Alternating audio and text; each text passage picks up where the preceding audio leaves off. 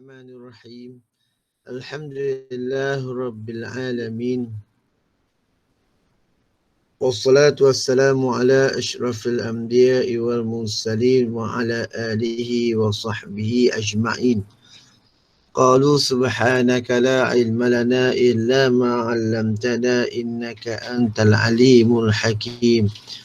Wa la hawla wa la quwwata illa billahil aliyyil azim. Allahumma salli wa sallim wa barik ala sayyidina Muhammad wa ala alihi wa sahbihi ajma'in amma ba'd. Assalamualaikum warahmatullahi wabarakatuh.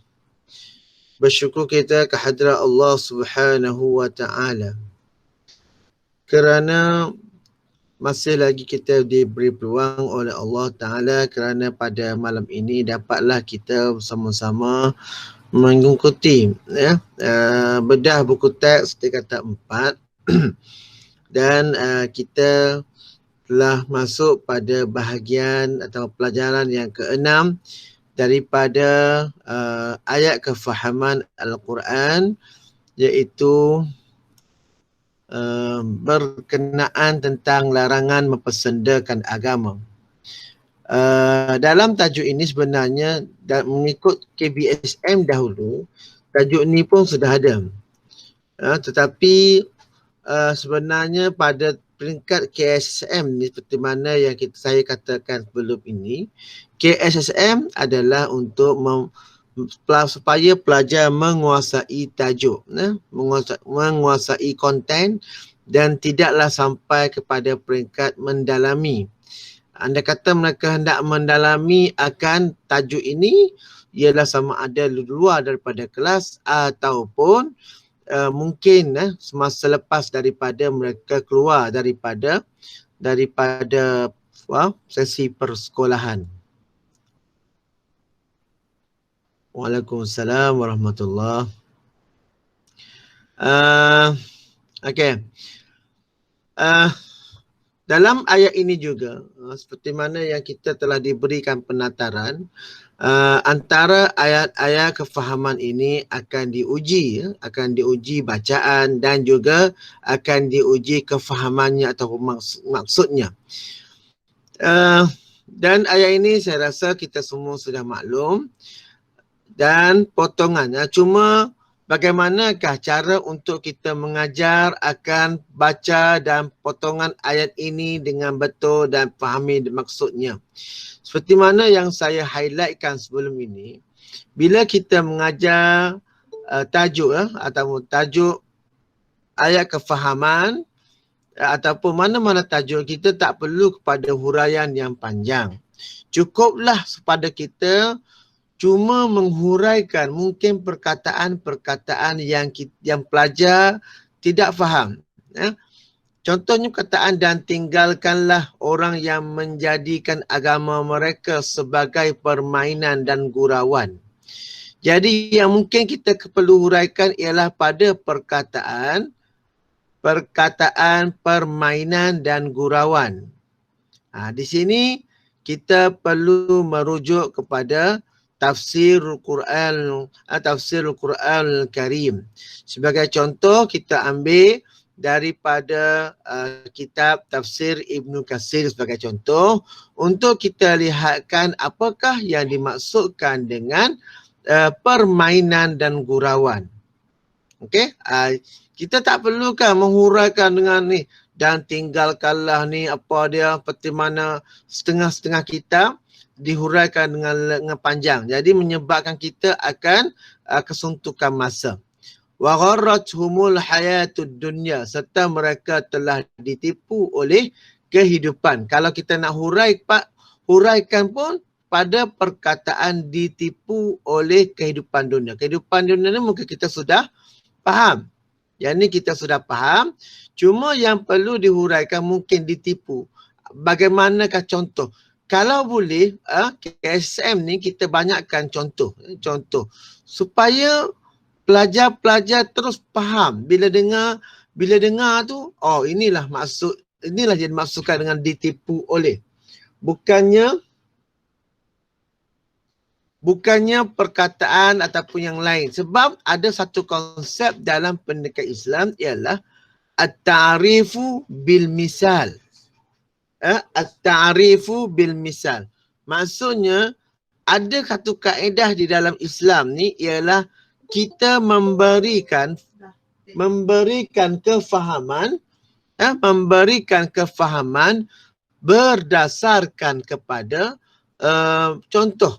Ini satu konsep yang mungkin kita boleh gunakan. Kita boleh gunakan, iaitu konsepnya ialah kalau sebolehnya apabila kita hendak memberikan contoh ataupun memberikan takrif ataupun maksud, kita terus pergi kepada misal. Tak perlu pada takrif ini begini.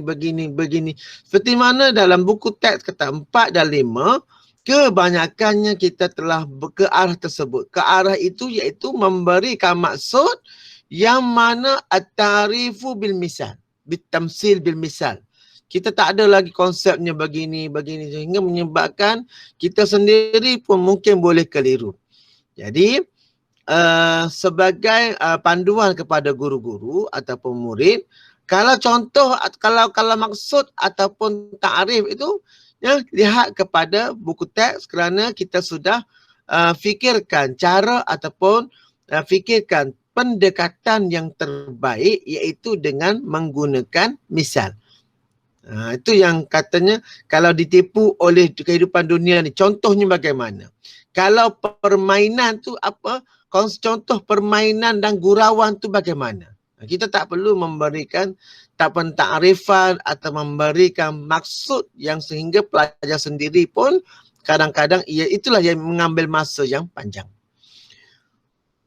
Ingatkanlah mereka dengan Al-Quran agar diri masing-masing tidak terjerumus ke dalam neraka disebabkan apa-apa yang telah diusahakan. Okay, saya nak tanya, suara saya ni jelas ke? Ustaz Razi, okey Ustaz Razi? Jelas, Ustaz. Alhamdulillah. Okay. Lagi tidak ada baginya pelindung. Contoh pelindung ni bagaimana? Kita terus pergi kepada belajar apakah ta'arif ataupun contoh kepada pelindung. Tidak, dan juga tidak pemberi syafaat melainkan Allah. Syafaat ni bagaimana? Syafaat di hari akhirat tu contohnya bagaimana? Inilah yang saya kata KSM ni kepada penguasaan maklumat. Jadi kalau kita terus berikan contoh berdasarkan kepada tafsir Al-Quran Al-Karim, jadi pelajar terus boleh tangkap. Oh, ini yang dimaksudkan dengan pelindung. Jadi ialah pemberi syafaat. Contohnya bagaimana? Okey. Jika dia hendak menebus dirinya dengan segala jenis tebusan, pasti tidak akan diterima daripadanya. Mungkin sebelum ni kita banyak menggunakan teknik syarahan. Kita berikan teknik syarahan. Jadi jika dia hendak menebus dirinya, kita bagi maklumat begini. Yang ni yang saya takut tersalah kepada maklumat yang asal. Yang seperti mana yang saya sebutkan sebelum ini, terdapat beberapa kalangan kita yang mana bila kita berikan maklumat tentang iman sehingga tersilap daripada fakta yang benar. Jadi cukuplah kita cari maklumat pelindung itu apa, pemberi syafaat itu apa, menebus dirinya dengan segala jenis tebusan. Tebusan ni apa maksud tebusan? Okey. Maka itulah orang yang dihancurkan oleh Allah dengan disebabkan apa-apa yang diusahakan oleh mereka. Dan ingat, sebab itulah dalam tajuk memahami sunnatullah itu, seperti mana yang saya katakan sebelum ini, kalau nak memahamkan prinsip atau konsep sunnatullah, bila kita sampai kepada mereka itulah orang-orang yang dihancurkan oleh Allah Ta'ala, kita boleh buat satu kaitan di antara tajuk ini dengan tajuk memahami sunnatullah. Bagaimana? Dan juga kita kena ingat juga kadang-kadang kita mungkin tersalah buat andaian. Bagi contoh, bila kita kata berlakunya bencana di satu tempat itu ialah kerana bala daripada Allah Ta'ala. Jadi kalau kita katakan begitu, bagaimana pula dengan contohnya Mekah ke yang terkena banjir. Jadi fakta-fakta yang beginilah yang perlu kita beringat-ingat. Takut nanti orang kata, oh Mekah pun ada juga bala. Jadi sebab itulah saya kata fakta seboleh-bolehnya kita jangan lebih daripada apa yang terkandung dalam buku teks. Takut tersilap. Seperti mana saya sebutkan tadi. Seperti mana yang saya tulis pada tahun 2019 dalam Dewan Tamadun Islam DBP. Sebab orang menganggap bahawasanya peristiwa peristiwa gempa bumi yang berlaku di Indonesia pada tahun tersebut, orang menganggap ianya adalah sebagai bala. Sedangkan saya kata bagaimana pula dengan banjir di sebuah negeri di Malaysia pada tahun 2014. Beberapa buah negeri di Malaysia 2014 banjir yang besar yang menyebabkan banyak kerugian. Adakah itu juga bala? Yang itulah yang saya cuba berikan satu kefahaman supaya kita ni bila kita sebut perkataan bala ni kembali kepada apa? Bala ni ialah ujian. Bukannya bala yang seperti mana yang difahami oleh orang Melayu, bala tu maksudnya ialah satu azab ataupun ancaman. Yang inilah yang akhirnya yang menjerat diri kita sendiri. Akhirnya saya kata perlulah kita berikan semula kefahaman yang betul. Contoh kalau bala ataupun kalau contohnya yang berlaku apa saja di muka bumi ni ialah kerana faktor sebab dan juga ada musababnya. Sebabnya begini yang akhirnya berlakunya satu akibat. Contohnya pembalakan di negeri Kelantan. Jangan contoh. Yang mengakibatkan ialah banjir besar tahun 2014. Jadi kadang-kadang kita kena lebih meluaskan lagi daya kita untuk berfikir supaya kita tidak terjerat. Akhirnya menyebabkan kita telah memberikan kefahaman yang salah. Sebab itulah saya katakan di sini yang dihancurkan oleh Allah Subhanahu Wa Taala kita kaitkan dengan sebab, faktor sebab dan juga musabab, faktor sebab dan juga akibat. Seperti mana yang telah kita belajar sebelum ini dalam memahami sunnatullah. Akhirnya bila sebabkan mereka ini buat perkara yang mana disebutkan oleh Allah iaitu mempermainkan agama, akhirnya lahum syarabun min hamim. Disediakan daripadanya minuman air yang panas yang menggelegak. Ni jelaslah.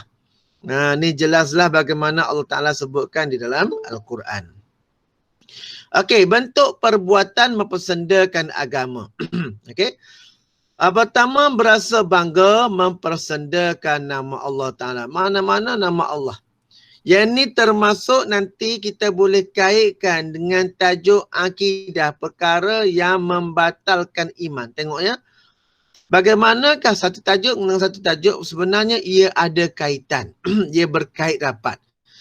Jadi tajuk ini ayat kefahaman. Ayat kefahaman seperti mana yang kita tahu, ilmu yang wajib dipelajari oleh umat Islam ialah fardhu ain, iaitu terbahagi pada 3. Pertama ialah akidah, kedua fiqh, yang ketiga tasawuf. Cuma ada ulama yang contemporary yang baru-baru ni dia menyebutkan tambah lagi 3, tafsir, hadis dan juga tambah dengan sirah. Dan sebab itulah kita ada 6 bidang. Okey, 6 bidang. Cuma yang basicnya ialah 3. Sebab itulah bentuk perbuatan mempersendakan agama ini sebenarnya berada dalam bidang akidah. Dalam bidang perkara yang membatalkan iman. Jadi itu yang dikatakan sebagai ilmu yang fardhu ain. Okey. Mana-mana nama Allah yang diejek, maka boleh menyebabkan mempersendakan agama. Akhirnya kalau diniatkan, maka ia membawa pada batal iman. Mengejek dan juga menghina sunnatul Rasulillah. Okey. Menghina golongan ulama dan juga orang soleh. Jadi kita kena berikan sedikit tafsiran kepada pelajar apakah yang dimaksudkan dengan ulama. Ulama ni terbahagi pada 2. Pertama, ulama usu dengan ulama ul akhirah. Ulama usu ataupun ulama dunia ni ialah bagaimana cirinya yang disebut oleh Imam Ghazali di dalam kitabnya Ihya Ulumuddin. Boleh tengok pada bahagian hadapan. Ataupun kalau tak boleh Ihya Ulumuddin, cari kitab yang dinamakan sebagai Siyarus Salikin. Ya, Siyarus Salikin terjemahan oleh Syekh Abdul Samad Al-Falambani pada juzuk yang pertama dalam pembahagian ulama. Ulama terbagi dua, ulama dunia dan ulama ul akhirah. Yang manakah yang dikatakan perbuatan mempersendakan agama jika menghina golongan ulama ul akhirah dan juga orang soleh. Orang soleh menafsirkan Al-Quran dan mengikut hawa nafsu. Yang ni yang kita takut ni. Sebab itulah dalam kita mengajar ataupun kita mempersembahkan pada pelajar tentang pendidikan Islam, mesti kita ada satu rujukan yang utama di hadapan. Sebagai contoh, kalau tafsir Al-Quran Al-Karim, kita ambil satu nak kitab yang bernama At-Tafsiru Al-Munir. At-Tafsirul Munir oleh almarhum Syekh Wahbah Zuhaili, yang mana telah terlengkap 30 juzuknya. Cuma peringkat terjemahan oleh Persatuan Ulama Malaysia tidak habislah. Okey, kita sebagai GPI ni perlulah, kita perlu bagaimana? Perlu akses bahan-bahan yang bentuk bahasa Arab, sebab kita memang bahasa pengantar pendidikan Islam yang utamanya ialah bahasa Arab. Jadi kita kena sedikit, kalau tak boleh, barulah kita cari rujukan-rujukan yang lain. Contohnya, kata tafsir Al-Munir ni saya rasa dekat Indonesia dah ada ya, lengkap dengan terjemahan. Cuma kena bandingkan dengan bahasa Arab. Takut-takut ada tersilap ataupun terjatuh ataupun tertinggal tafsir atau terjemahan tersebut. Dan logik akal semata-mata menyanjung perbuatan maksiat. Yang ini kita terus boleh berikan contoh. Yang ini bentuk-bentuk ni kalau boleh ustaz-ustazah carikan contoh-contoh. Kalau ada anak-anak pun hari ini, kalau ada dengan saya pada malam ini, terus carikan contoh. Contoh menyanjung perbuatan maksiat bagaimana. Berbangga dengan tidak berpuasa di bulan Ramadan sebagai contoh. Jadi itu antara yang dikatakan sebagai menyanjung perbuatan maksiat. Ada kita dengar klip video sebelum ini, berbangga dia tidak solat. Itu antara menyanjung perbuatan maksiat. Okey, menghalalkan yang haram dan mengharamkan yang halal. Ini kita boleh berikan contoh daripada keseluruhan keenam bentuk ini. Kita kalau seboleh-bolehnya ustaz-ustazah bantu pelajar untuk memberikan contoh-contoh yang sesuai. Supaya nanti kita tak ada lagi berasa logik bangga mempersendakan nama Allah. Bagaimana contohnya awak mempersendakan nama Ar-Rahman, awak atau Rahim, awak sebut Rahim. Ataupun Malik. Itu pulanglah mana-mana yang berbentuk kepada mempersendakan nama Allah. Ejek nama tak betul, atau buat nama sengau ke. Itu nama ke ialah solat sengau ke, itu antara yang disebut sebagai mempersendakan nama Allah. Jika kena berikan satu exception, berikan kecuali jika dibuat itu adalah dengan sengaja dan dia tahu akan itu adalah salah. Okey. Cara menjaga kesucian Islam. Yang ni seperti mana yang saya sebutkan sebelum ni, kita mengguna pakai pastel. Ingat balik ni. Ingat balik apa yang telah saya maklumkan sebelum ini. Apakah penguasaan undang-undang ni letaknya di mana? Letaknya pada law. Memperkasakan program keilmuan berbentuk bimbingan di semua lapisan masyarakat. Ialah bentuknya ialah kita kata agama, L juga ya. Mencontohi kepribadian, L juga. mengamalkan tuntutan amar ma'ruf nahi mungkar dalam kehidupan. Mungkin pada S. Meningkatkan kualiti ibadat. Ini pada L. Meninggalkan segala perbuatan yang boleh mencemarkan kesucian agama Islam. Ataupun juga kita boleh gunakan teori maqasid. Maqasid syariah pun boleh. Contohnya, lihifzi, bagaimanakah perbuatan ataupun cara untuk menjaga lihifzi din, menjaga agama. Bagaimana? Kalau nak jaga agama, contohnya memperkasakan program.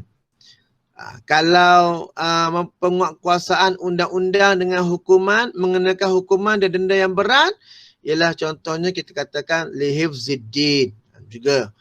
Mencontohi kepribadian mulia Rasulullah, mungkin kita katakan letak pada lihifzin nafsi ataupun lihifzil irdi, menjaga kehormatan diri kita dengan mengamalkan mengamalkan kepribadian Rasulullah. Jadi semuanya itu teknik-teknik ini telah saya ceritakan sebelum daripada ini. Boleh lihat balik ya. Daripada YouTube saya tu telah saya uploadkan tadi. Sebenarnya pada minggu lepas, tapi saya baru saja upload dalam YouTube berkenaan tajuk memahami sunnatullah. Dan kita telah bincang perkara ini, pastel maqasid ini pada minggu lepas. Dan juga saya rasa saya pernah ya sebutkan dalam ketika saya membuat live ataupun rakaman berkenaan undang-undang berkenaan harta pusaka dan wasiat untuk PPD Alur Gajah 10 ini. Saya pun ada nyatakan sedikit apa yang perlu kepada yang dilakukan oleh setiap daripada kita untuk memahami cara menjaga kesucian Islam. Dan nanti dalam kesan pun sama. Tetapi kebiasaannya kesan mempersendakan Islam ni, kita akan rujuk kepada tafsir. Rujuk pada tafsir. Kalau ustazah kata, okey ustaz, boleh tak saya nak jadikan dia bentuk akronim. Bentuk akronim untuk tajuk ini. Boleh. Tetapi adakah ianya sesuai untuk semua tajuk? Kadang-kadang ianya tak sesuai. Sebab itulah saya lebih suka kepada contohnya kita berikan konsep kepada pelajar. Dan untuk pendidikan Islam ni kita banyakkan memberikan konsep. Supaya pelajar bukan saja dapat menghafal ataupun menjawab dalam peperiksaan, bahkan dia juga dapat faham. Contohnya kesan mempersendakan agama. Dalil kita siapkan dengan dalil supaya kalau orang tanya, kesan mempersendakan Islam ni apa? Pertama, boleh membatalkan iman. Mungkin sebelum ini kita tak ada dengan dalil, kita hanya sebut saja. KBSM hanya menyatakan kesan.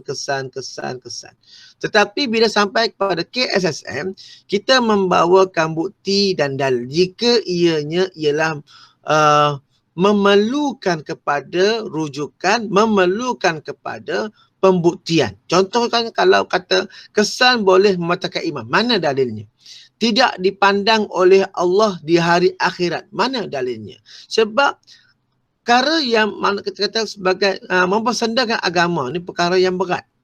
Jadi perlu kepada pembuktian dengan dalil supaya pelajar-pelajar dapat tahu, kalau buat begini, habislah iman kita.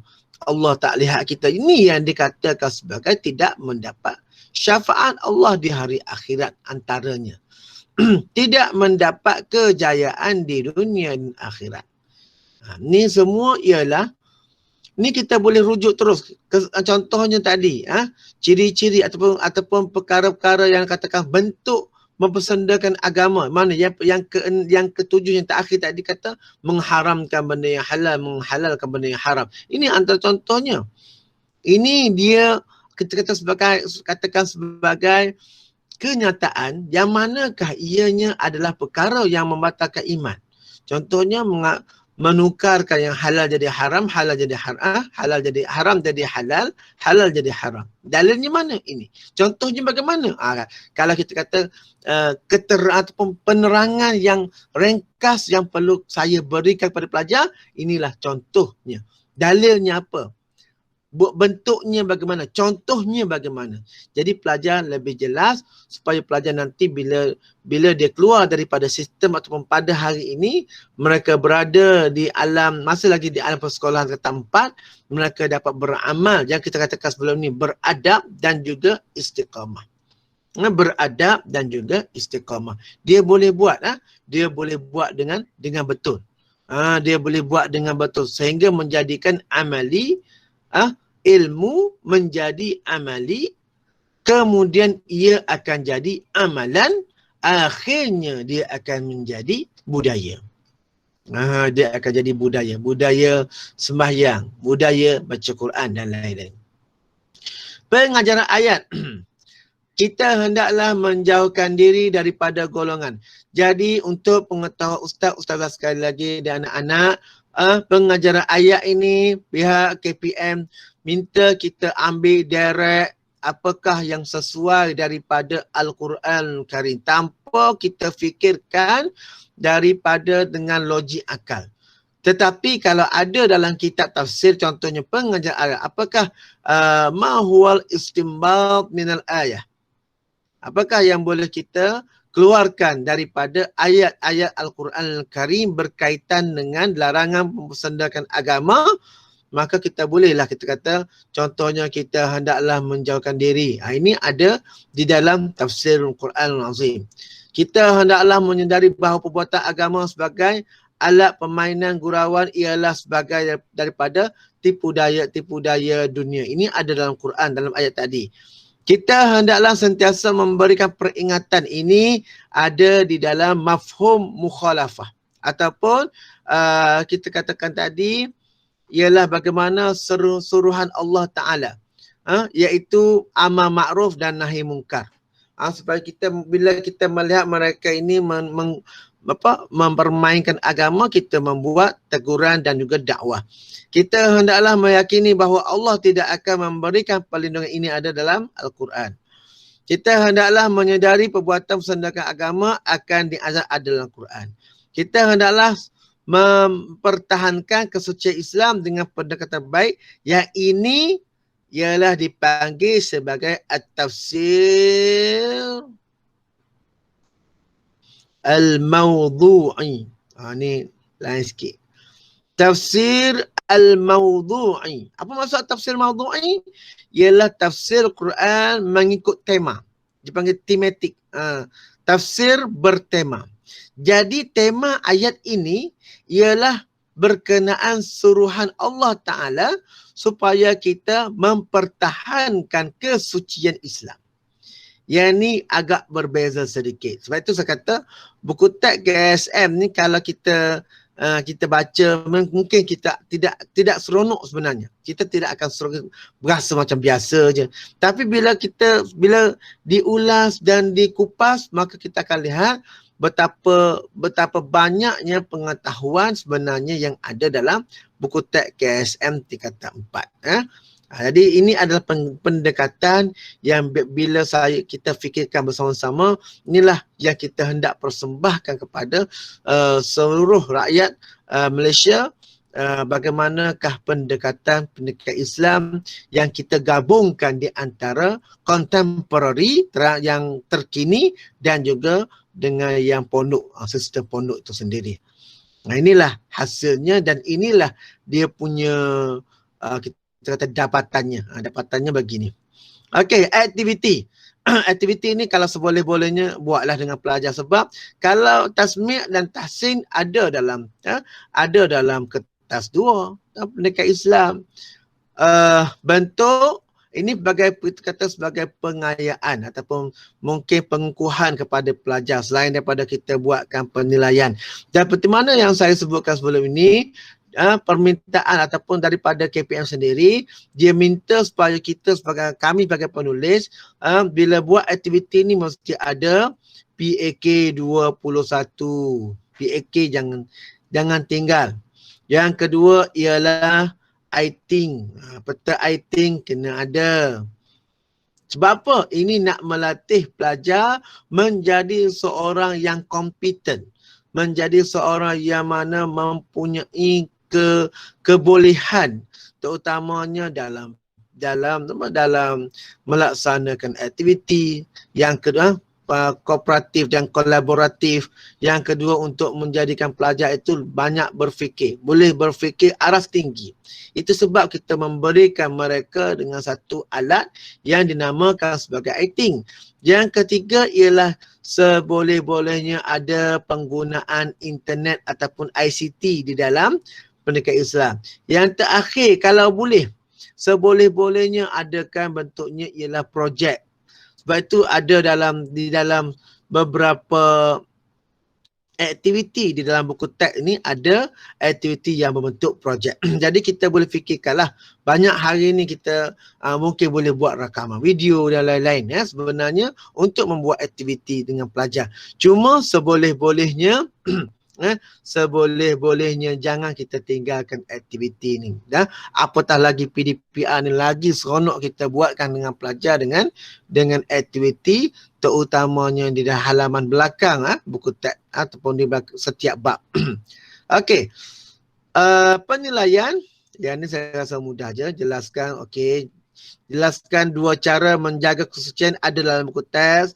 Jelaskan dua bentuk mempersembahkan agama ada dalam buku teks. Dua kesan sedangkan agama ada buku teks. Terangkan dua pengajaran pun ada dalam buku teks. Mungkin hari ini kita masih lagi boleh ajarkan pelajar mengikut format KBSM setakat ini. Sebab untuk peperiksaan SPM masih lagi kita pun tidak tahu bentuk soalan bagaimana dan apakah dia bentuk skema jawapan pun belum tahu. Jadi kita tunggu kepada tahun ni. Cuma kita masih lagi orang kata panggil al-istishab. Al-istishab ni dalam usul fiqh dia kata kita masih lagi menggunakan kaedah yang sebelum ini. Jadi apa yang ada pada kita pada hari ini ialah KBSM. Jadi kita masih lagi guna pakai kalau terangkan tu bagaimana cara nak menerangkan KBSM. Kalau jelaskan bagaimana bentuk jelaskan KBSM. Setakat itu sajalah yang kita ada. Cuma maklumat tu yang penting. Yang penting penekanan ialah maklumat. Huraikan hujah anda bagi menangani situasi. Ini soalannya sebenarnya bentuk kalau saya lah bentuk kebat lah. Okey, makan pada siang hari di tempat yang terbuka pada bulan Ramadan. Bagaimana kita hendak mengatasi? Mungkin kita katakan ialah kita ajar pelajar seboleh-bolehnya gunakan yang pastel tadi. Gunakan yang pastel. Dan kita lihat kepada prioriti. Lihat kepada prioriti. Melihat pada keutamaan. Hari ini kalau makan di pada tempat yang terbuka ni, adakah kita masih lagi menggunakan konsep dakwah bil qalbi?